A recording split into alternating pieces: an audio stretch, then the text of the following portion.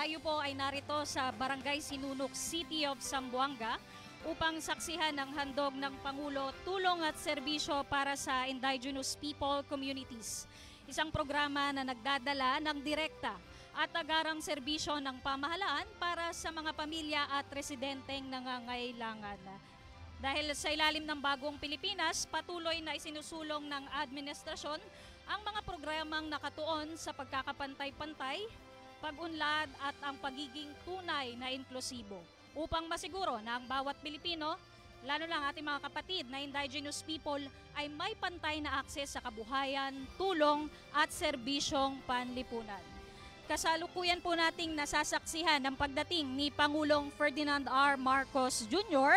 kasama sina Department of Social Welfare and Development Secretary Rex Gatchalian at ang ilang mga local government officials ng City of Zamboanga upang saksihan ang formal na pamamahagi ng 10 units ng bangka na may kasamang fishing accessories para sa mga miyembro ng Maasin Fisherfolk Association. Ang mga bangkang ito ay malaking tulong upang mapatatag ang kabuhayan ng ating mga mangingisda, isang konkretong hakbang ng pamahalaan para palakasin ang kanilang hanap buhay at suportahan ang pagpapaunlad ng lokal na pamayanan. Kanina nga po ay nakapanayam natin ng ilang mga mangingisda na makatatanggap nitong mga units ng bangka. Sinabi nila na mas mapapadali ang kanilang pangingisda dahil yung mga lumaraw pong bangka ay talagang hindi na ganong mabilis ang pag-andar. Kaya naman dito sa mga bagong units ng bangka na ipamimigay sa ating mga Maasin Fisherfolk Association ay napakalaking tulong dahil mas komportable na raw sila at nararamdaman nila na sila ay ligtas sa pangingisda. At ito po ay malaking tulong, hindi lamang sa kanila kundi sa kanilang mga pamilya. Kanina lamang po ay nakapanayam natin ang ilang mga miyembro ng asosasyon. Talaga nga pong labis ang kasiyahan nila kasama ang kanilang mga pamilya nang sila'y makatanggap nitong bangka mula sa DSWD. Ito pong mga bangka ay sa ilalim ng pag-abot program sa pamamagitan ng Kalahi Seeds ng Department of Social Welfare and Development.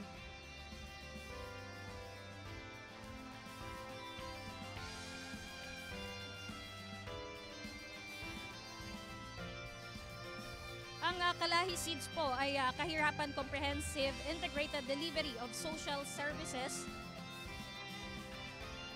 mula sa Department of Social Welfare and Development.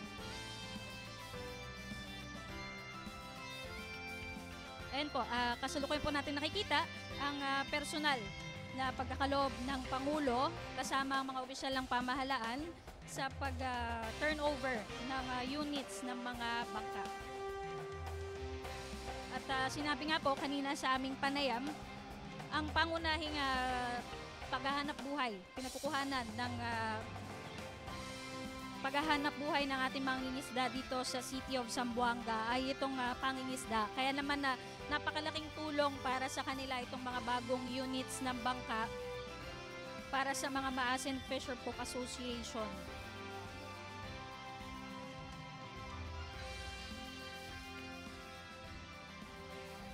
Kanina rin nakita natin at nakapanayam yung ilang mga miyembro ng asosasyon kasama ang kanilang pamilya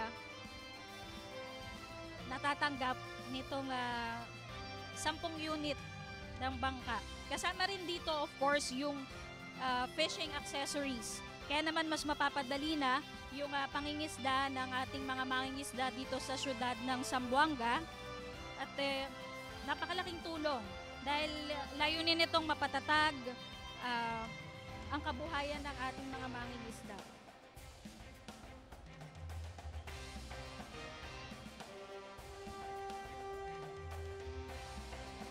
At kanina po bago ang pagdating ng Pangulo, pinasinayaan din po ang 1.40 kilometers Barangay Road sa Araneta Drive, Purok 4 sa ilalim rin po ng pag-abot program ng Department of Social Welfare and Development, isang proyektong natapos sa ilalim ng pag-abot program. through Kalahi Seeds.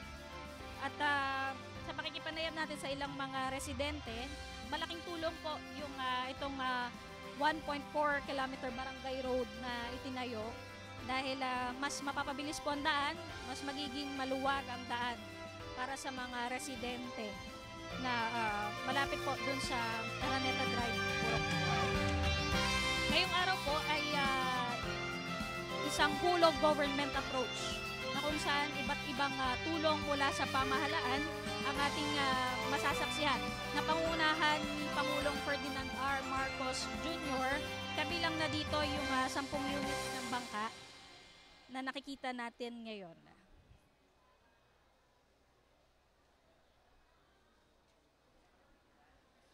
Dahil ang mandato nga ng bagong Pilipinas ay pagkakapantay-pantay, pag-unlad at ang inklusibo.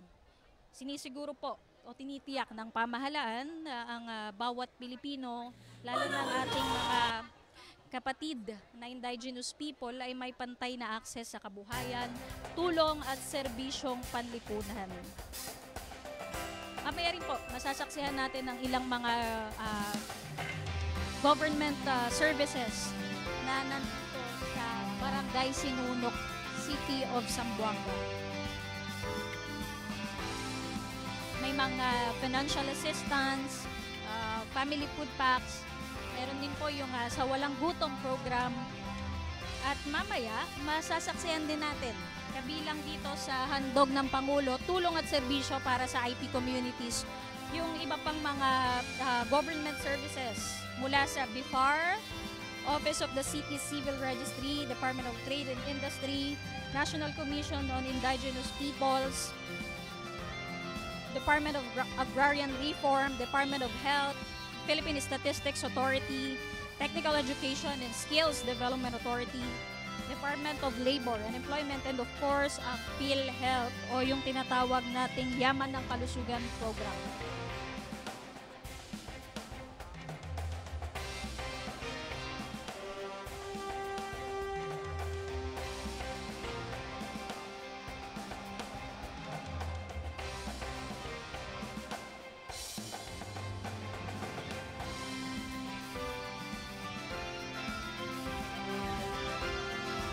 Sasaksihan pa rin po natin ang formal na pag-turnover ng 10 unit ng bangka sa ating mga mangingisda. Pero itong 10 unit na ito ay hindi lang basta unit ng bangka, kasama rin po ang fishing accessories na mas mabilis makatutulong sa kanila sa pagpapatatag at pagpapaunlad ng kanilang pangingisda. Kasama po ng Pangulo ang kalihim ng Department of Social Welfare and Development, ng National Housing Authority at ilang mga local officials ng Zamboanga City. Kung makikita natin itong mga bangka ay nakahilera bilang pagkakaloob ng mga units sa ating mga mangingisda. At kitang-kita sa kanilang mga mukha ang kaligayahan sa pagtanggap nitong mga bangka mula sa DSWD Pag-abot Program sa pamamagitan ng Kalahi Seeds.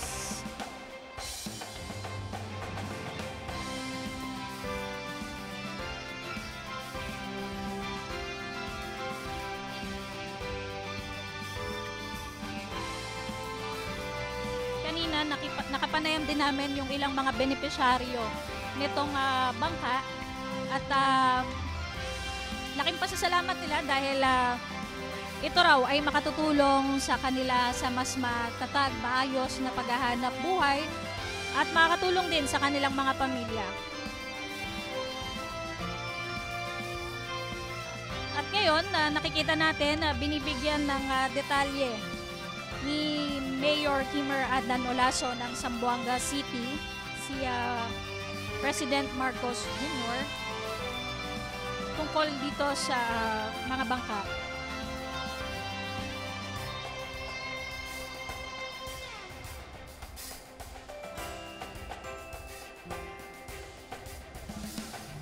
At nakikita natin, personal na pinagkakaloob ng Pangulo kasama ang ilang mga opisyal ng pamahalaan ang mga bangkang ito sa mga benepisyaryo. At ito rin po, yung nasa screen natin ay ang mga pamilya ng mga magsasaka dahil kasama po sila na gustong matulungan ng ating Pangulo para sa mas matatag at maayos na pangingisda ng ating mga miyembro ng Maasin Association, Fisher Folk Association.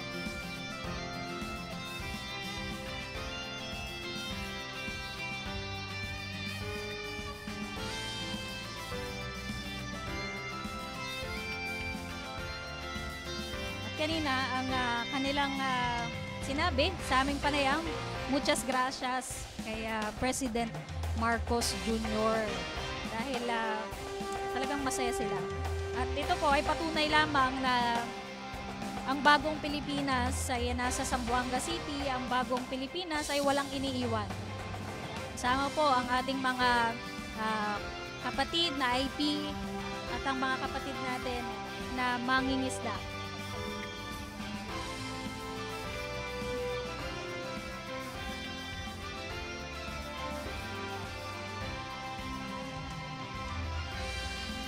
At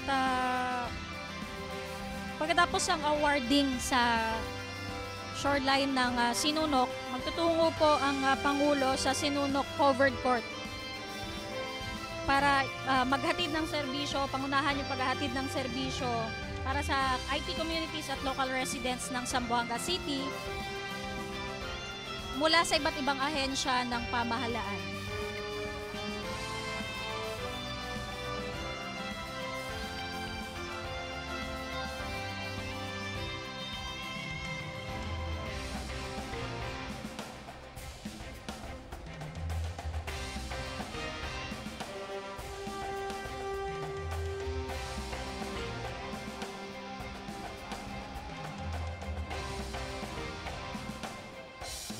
At nasaksihan po natin ang formal na pagta-turnover ng mga bangka para sa ating mga mangingisda na miyembro ng Maasin Fisher Folk Association. Ito mga bangkang ito ay malaking tulong upang mapatatag ang kabuhayan ng ating mga mangingisda.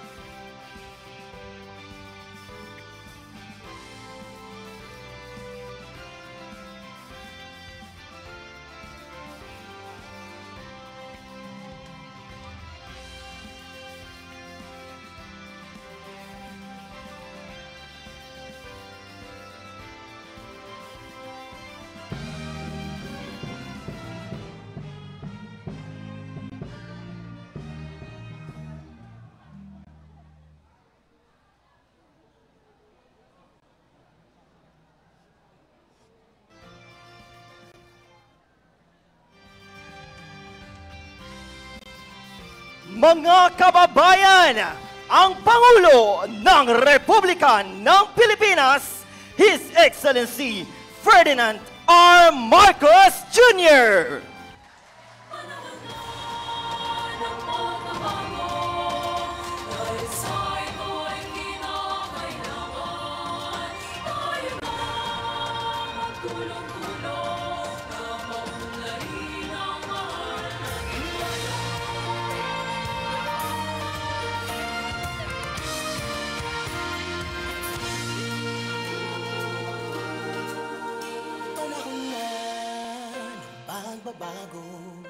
Sa kasalukuyan, ang ating mahal na Pangulo ay dadaan sa mga booth ng ilang ahensya ng ating gobyerno upang masaksihan ang pamimigay ng iba't ibang serbisyo para sa ating mga kababayan at indigenous people communities dito sa lungsod ng Zamboanga.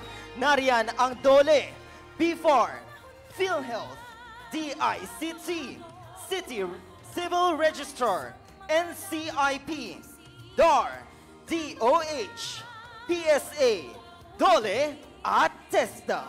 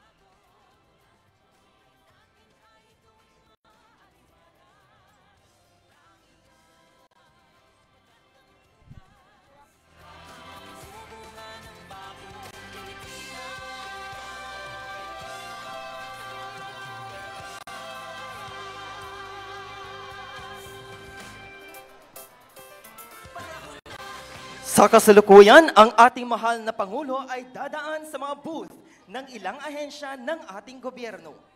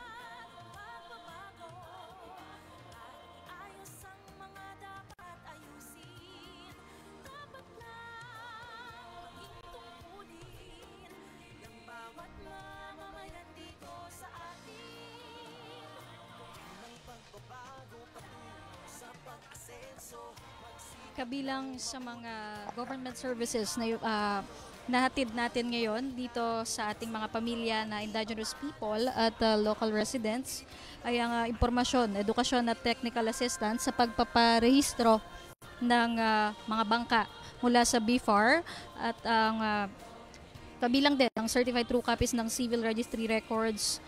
Meron din pong pagpapakilala orientation ng mga programa o libreng online business name registration mula naman po sa DTI.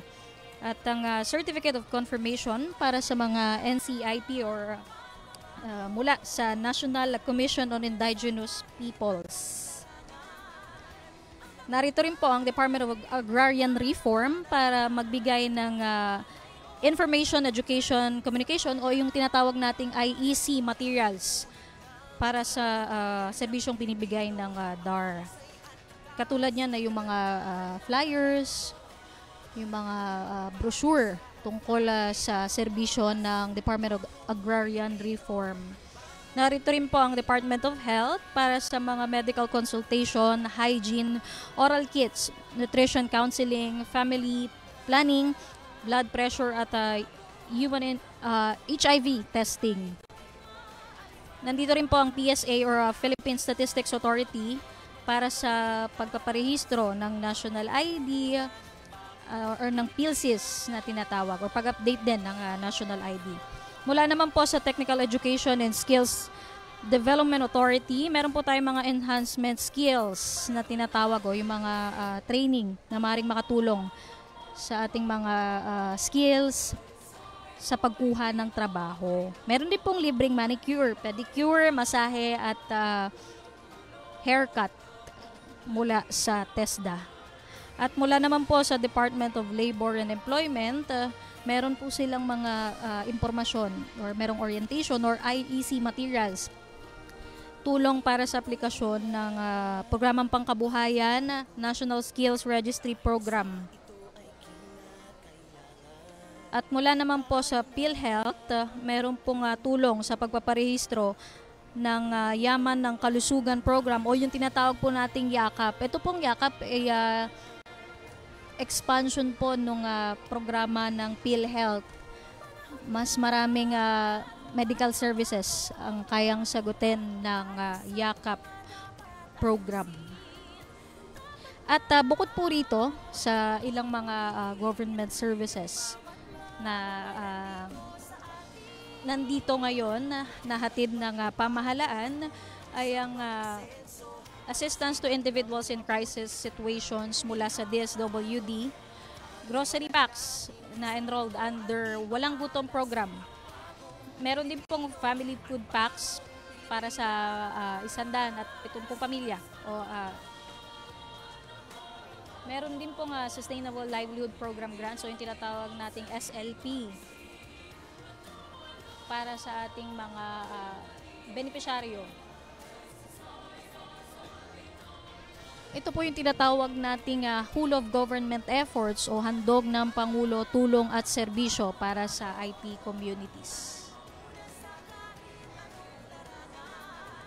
At kasalukuyan po,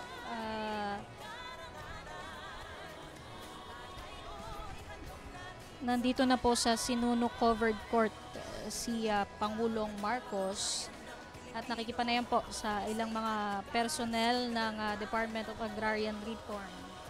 Hatid po ng DAR ay ang mga IEC materials para sa serbisyong ibibigay ng Department of Agrarian Reform. May mga orientation po, makita natin may mga pamphlets, mga flyers, mga tulong po sa kanila sa serbisyong pang-agrarian.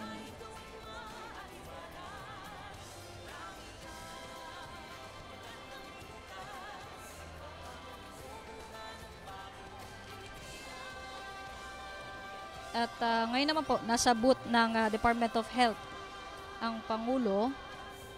Hatid po ng Department of Health ang mga medical services, check-up, konsultasyon, hygiene at oral kits, nutrition counseling, family planning, blood pressure, HIV virus testing. Mga gamot din po na nakahanda ang Department of Health. At kung makikita rin po, may mga IEC materials din, yung tinatawag nating information, education, and communication materials.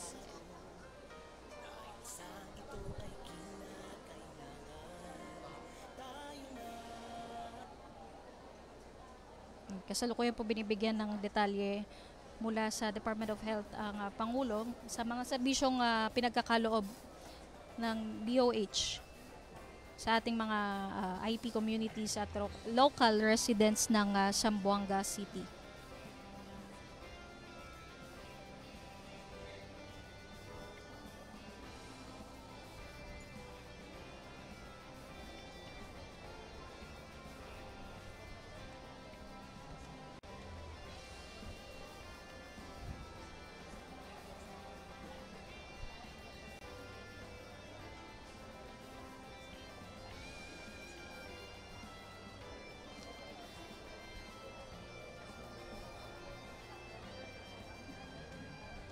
Makikita rin po natin sa Sinunok Covered Court ang ilang mga government services na hatid ng iba't ibang departments at agencies ng pamahalaan.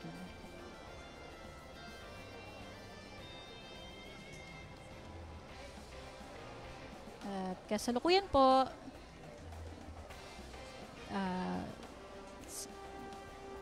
binibigyan na Zamboanga City Mayor si Pangulo ng ilang mga detalye tungkol sa serbisyo na binibigay natin sa ating mga kababayang IPs.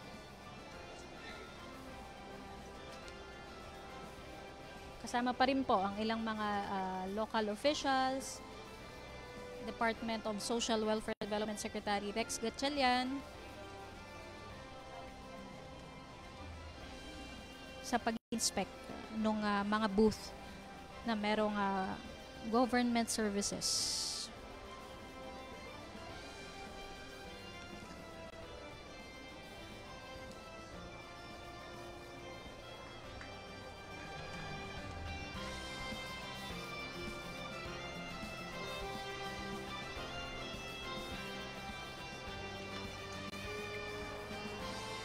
Ngayon naman po, ito po yung proseso ng Walang Gutom program. Makikita po natin yung kiosk na ginagamit sa pag-purchase ng mga pangunahing pagkain na pwedeng bilhin ng mga benepisyaryo ng Walang Gutom program.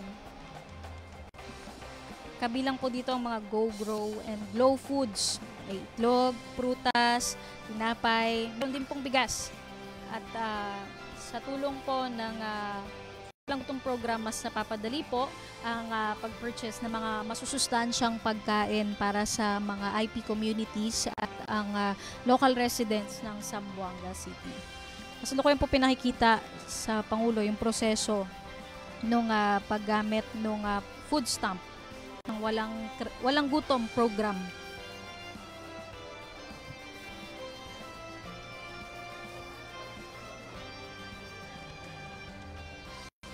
Ito nga nakaraan lamang po, inilunsad ng Pangulo yung refuel program ng Walang Gutom. Mas expanded yung sakop nito at mas masusustansyang pagkain po ang dala ng Walang Gutom program or WGP ng DSWD.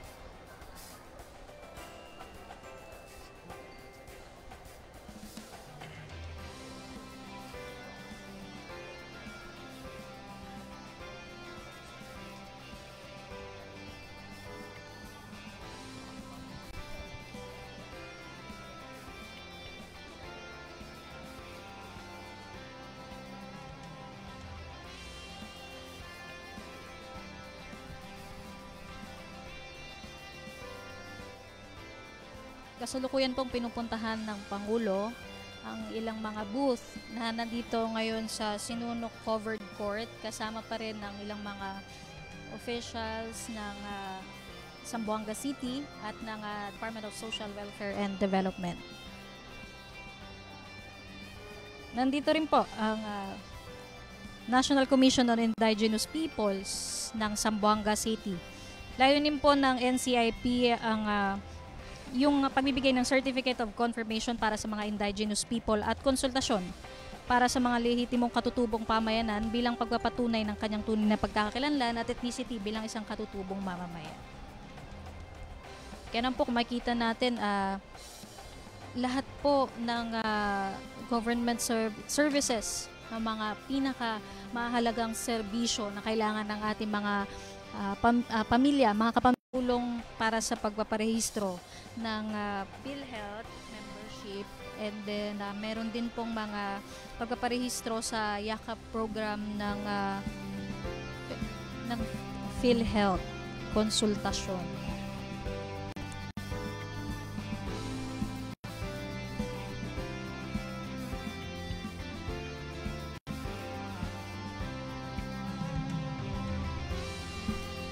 Ngayong araw po, ito po yung pinagsama-samang effort ng pamahalaan upang maghatid ng tulong sa mga kapatid natin dito sa Zamboanga City, especially our IP communities.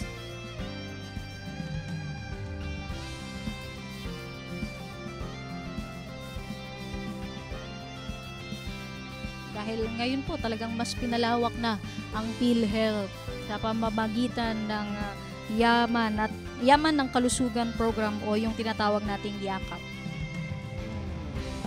YAKAP.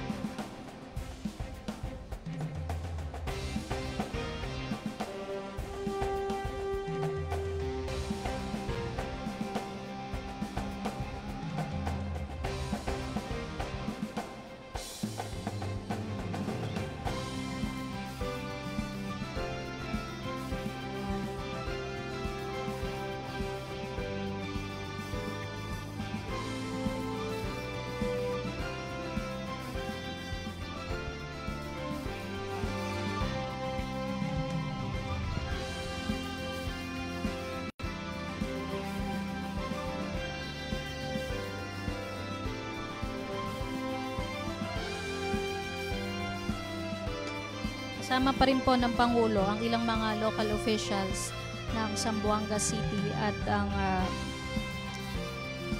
Secretary ng DSWD, Secretary Rex Gatchalian, sa pagbisita sa ilang mga booth dito sa Sinunok Covered Court. At ngayon, nakikita naman natin ang booth ng EGOV PH app. Nandito na po lahat ng government services. Pwede na po nating ma-access ang ating ilang mga government services sa pamamagitan ng EGOV PH app. Mas madali, mas accessible. At dinadala po natin ito kahit sa mga pinakamalalayong lugar upang maabot po ang ating mga kababayan mula Luzon, Visayas at Mindanao.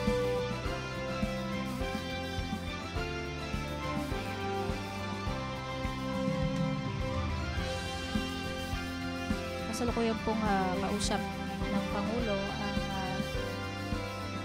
personnel mula sa EICT para sa detalye ng serbisyo mula sa EGOV PH app.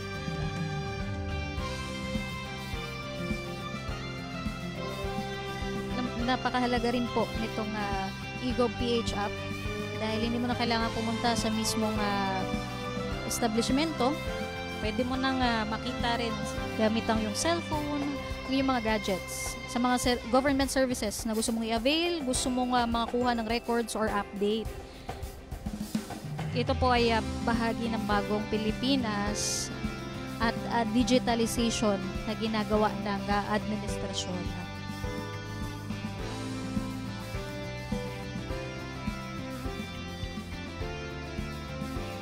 At meron din pong mga tulong mula sa Department of Social Welfare and Development Region 9. Kabilang dito ang assistance to individuals in crisis situation. So ang AICS na tinatawag. Meron po silang tigsa 10,000 bawat isa para sa 500 indigenous people families. Grocery packs naman po na nagkakahalaga ng 3,000 piso, yung nabanggit natin kanina. Bawat isa para sa 71 pamilya sa ilalim ng Walang Gutom program. At family food packs para sa 500 pamilya rin po na naririto ngayon sa Sinunok Covered Court. Meron din pong Sustainable Livelihood Program grants o yung 15 piso bawat isa para sa 100 benepisyaryo nitong SLP o yung Sustainable Livelihood Program. Kaya po ang layunin ng ating pamahalaan ay ilapit ang lahat ng serbisyo sa ating mga indigenous people communities, lalo na po sa mga malalayong lugar. Dahil ito po ay mandato ng bagong Pilipinas na magkaroon ng pantay na akses sa kabuhayan, tulong at serbisyong panlipunan para sa ating mga kapwa Pilipino. Ito pa isang programa na nagdadala ng direkta, agarang serbisyo ng pamahalaan sa mga pamilya at residenteng nangangailangan. Upang masiguro ng bawat Pilipino, lalo na ang ating mga kapatid na indigenous people, ay may pantay na access sa government services. Mismong pamahalan po ang lumalapit. Dahil yan po ang goal ng bagong Pilipinas. Walang Pilipinong may iwan, bawat buhay mahalaga. Yan po ay bahagi ng handog ng Pangulo, tulong at serbisyo para sa IT communities.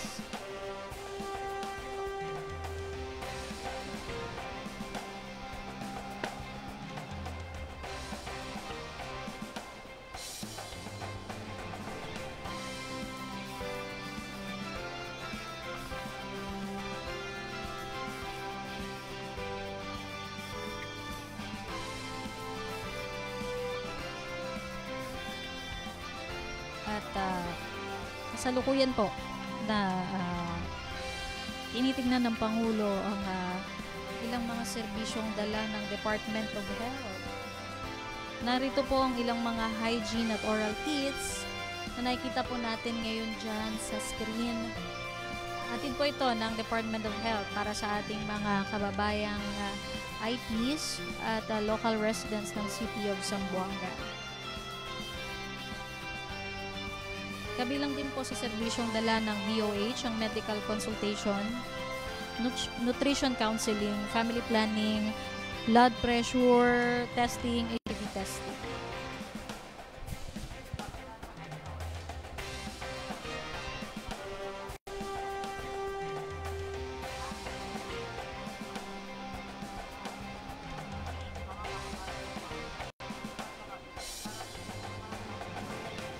Kung makikita natin, talagang nagsimula dun sa mga bangkang pinamigay sa ating mangingisda hanggang dito sa ating mga government services mula sa iba't ibang ahensya.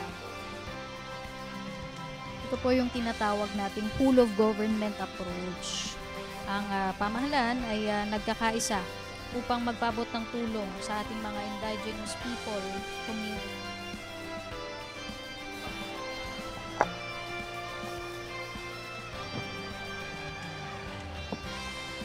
Muli ang Pangulo ng Republika ng Pilipinas, His Excellency Ferdinand R. Marcos Jr.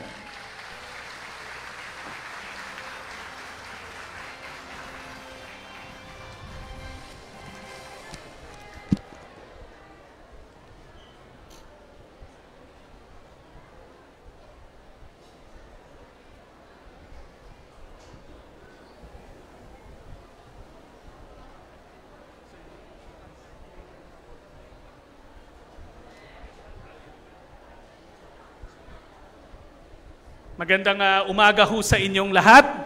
Bago ho magsimula, palakpan ho ulit natin ang ating Pangulo, Ferdinand R. Marcos Jr. Of course, kasama ho natin ang ating mga lokal na opisyales, ang inyong Mayor, Mayor Olaso, Congresswoman Katay at 10 ng kanilang mga kasama sa lokal na pamalaan. Mga kasama, nandito ho ang ating Pangulo kasi personal niyang gustong mabisita ang komunidad ng ating mga Sama Bajau. At napaka-importante ng mga Sama Bajau sa ating Pangulo. Palagay ko, si Pangulong Ferdinand R. Marcos Jr. lang ang nakakadayo sa inyong komunidad sa lahat ng mga naging presidente. So hindi ko na ho papatagalin pa. Muli, ang ating Pangulo, Ferdinand R. Marcos Jr.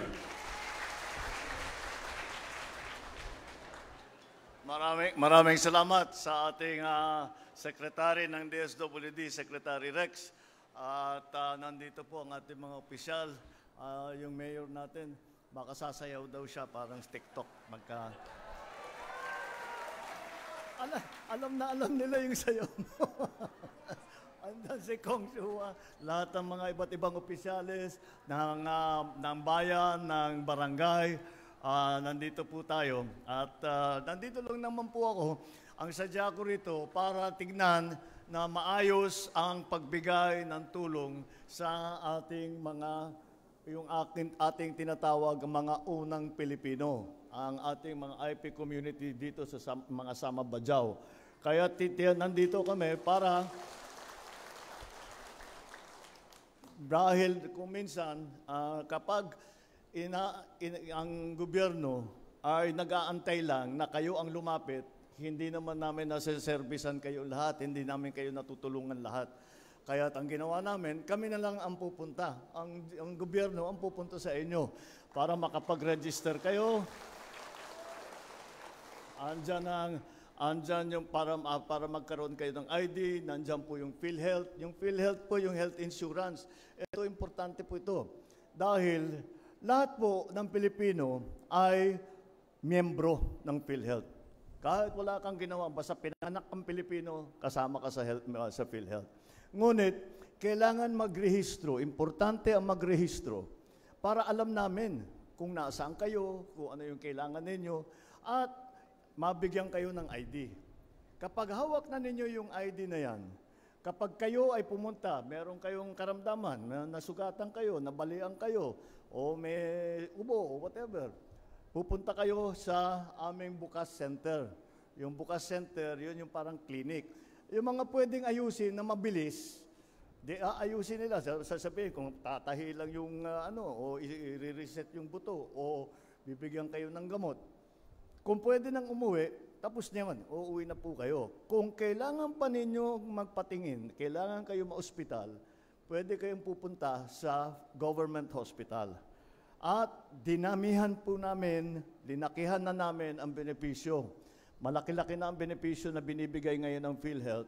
More or less, kapag yung pangkaraniwan, yung ordinary lang na sakit, ay libre na. Ang gobyerno na ang magbabayad. Kaya baka nakikita ninyo, meron kaming tinatawag na zero balance billing. Ibig sabihin, pagpunta nyo sa ospital, zero ang balanse ninyo. Wala kayong babayaran. Basta't pipirma na lang kayo, basta't gumaling na kayo, pipirma na lang kayo, pwede na kayong umuwi. Kaya napakahalaga po para sa ating mga kababayan yan at napakalaking bagay po na tulong para sa lagi naming iniintindi at inaalala ang inyong kalagayan, ang inyong kalusugan. Kaya yun ang para sa akin, yun ang pinaka-importante sa lahat.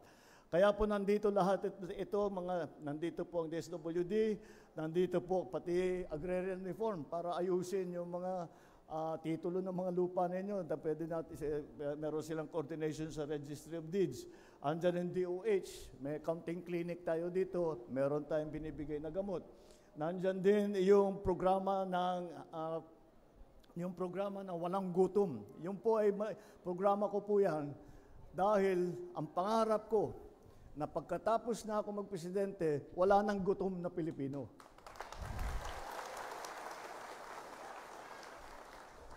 Kaya meron po tayo ganyan, may program tayong walang gutom. At meron pa rin hindi lamang yung food supply kung paano yung tama ang pagkain para maging malakas ang ating mga katawan. At yung isang napakahalaga na baka hindi nyo po napupuna, yan pong e-gov app na aming linagay. Kailangan po matuto kayo. Dahil ito po ay app, pwede nyo gamitin yung telepono nyo, pwede rin gamitin yung computer. Hindi na kayo pupunta sa opisina ng gobyerno. Kahit na basta't meron kayong koneksyon na pwede nyo nang gamitin. Yung e-gov app, pag ginamit ninyo yan, lahat ng serbisyo ng gobyerno, lahat ng departamento ng gobyerno, kaya ninyong puntahan, kaya ninyong kausapin. Kahit na yung imbis na yung mga papeles, mga dokumento, na dati pabalik-balik kayo, 3 oras kayo nag-aantay sa pila, tapos sasabihin sa'yo, pagka napirman, sasabihin, kulang pa kayo ng 3 pirma, kailangan pa kayong pumunta rito, tapos kailangan pa pumunta. Ngayon, nasa e-gov app na lahat yan. Kaya't malaking pagginhawa para yung mga iba sa inyo na hindi techie, kayang-kaya ng mga anak ninyo yan, magpaturo lang kayo. madali lang naman po gamitin. Pero para hindi na kayo bumabiyahe sa malaking sa lungsod, hindi na kayo kailangan pumunta sa city, hindi na kayo kailangan pumunta sa poblasyon, gawin na lang ninyo sa sarili ninyong mga tahanan. Yan po. Marami po tayong serbisyo na ibinibigay, basta't patuloy lang po at titiyakin po namin na hindi po, lalo na kagaya ng ating mga kababayan na medyo malayo ang tirahan, ay tinitiyak namin na kahit papano maabot natin ang lahat ng ating mga kababayan. Kahit mabuti naman magandang ugnayan natin sa ating mga local government, hindi po namin kayang gawin to kung walang local government. Kaya lang namin siguro hanggang probinsya, hanggang syudad. Pero para dun sa mga malalayo na mga sityo, mahirapan siguro kami, hindi ganun karami ang tao. Kaya umaasa kami sa LGU. At masasabi ko naman, napakagandang ugnayan ng LGU at saka ng national government. So patuloy lang po, wag po kayong nagdadalawang isip kung may kailangan kayo. Kung may tanong kayo, magtanong po kayo. Kaya sila nandito upang turuan kayo, upang ipalaman sa inyo yung ating mga serbisyo. Kaya kami nandito. Hindi ito, lagi ko sinasabi kasi maraming nagte-thank you. Huwag na kayo mag-thank you. Para ito yung trabaho namin. Ito lang talagang dapat namin ginagawa. At sige na, tuloy ito. Hindi namin titigil. Hanggat may buhay, itatrabaho namin ito. Maraming salamat. Magandang umaga sa inyo.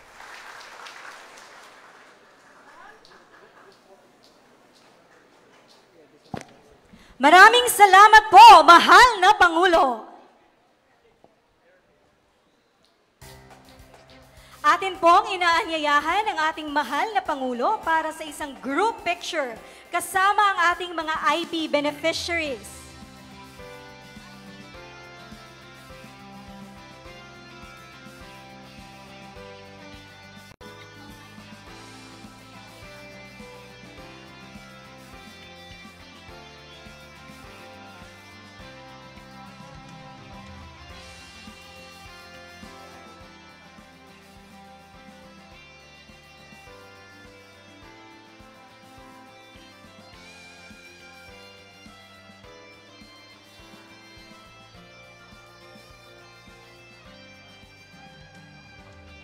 One, two, three.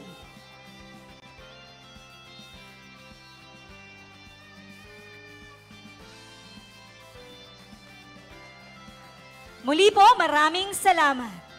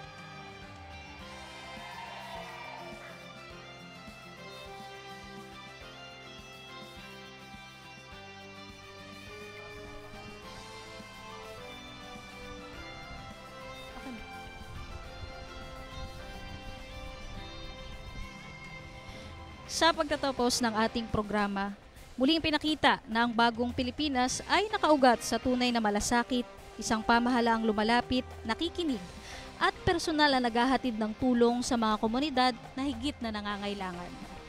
Muchísimas gracias a todos. Maraming salamat po sa inyong pakikiisa at pagtutok. Mabuhay ang mga katutubong Pilipino, mabuhay ang bagong Pilipinas.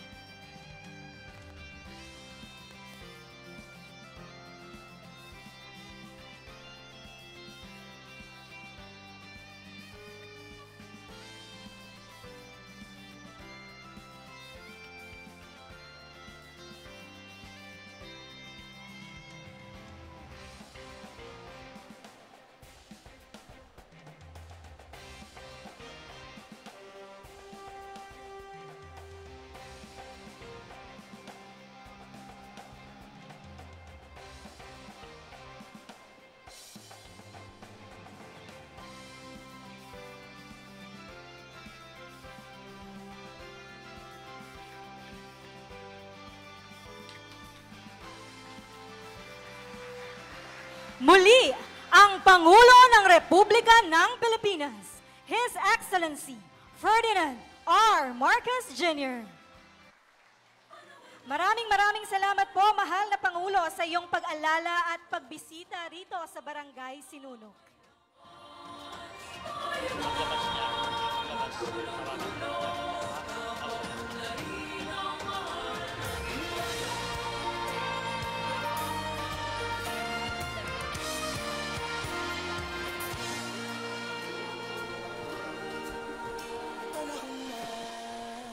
Pagbabago, dahil sa ito ay kinakailangan tayo na magtulong-tulong, napaunlarin ang mahal nating bayan.